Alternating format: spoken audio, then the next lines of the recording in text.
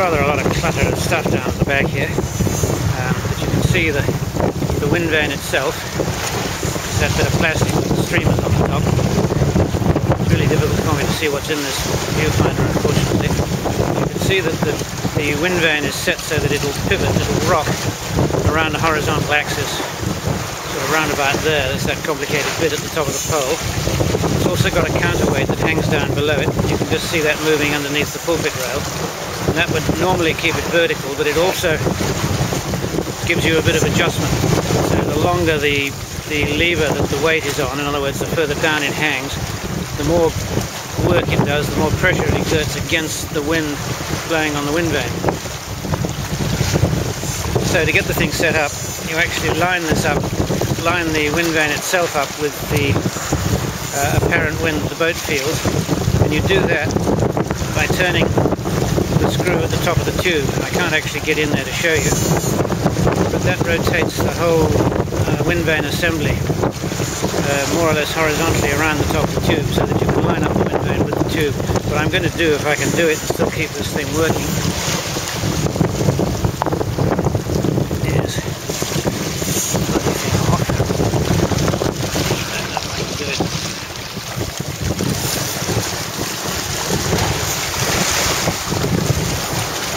I'll just adjust it slightly on. You can see the adjusting strings going through there with my hand, going through and up. So I'll move it, and you'll be able to see it moving sideways around. That's right, it's pointed towards me now, and the boat will actually turn. Well, I'm going to put it back again because I don't want the boat to turn. Okay.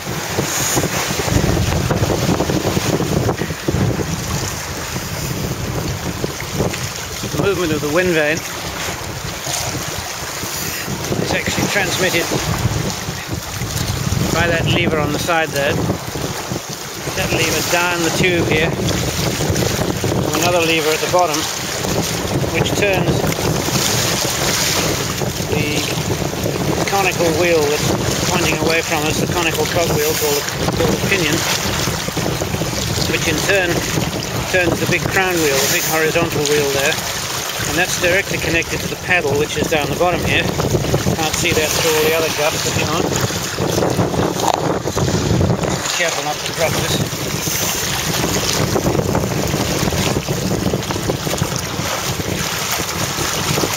There's the paddle in the water. It goes down, way down. And if you can imagine,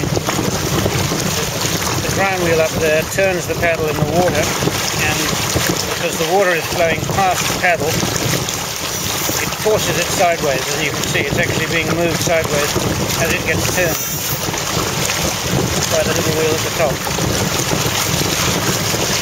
That's got a lot of leverage, which then turns, which is directly connected to this thing, the actuating arm, and the movement of the actuating arm is transmitted via these very skinny lines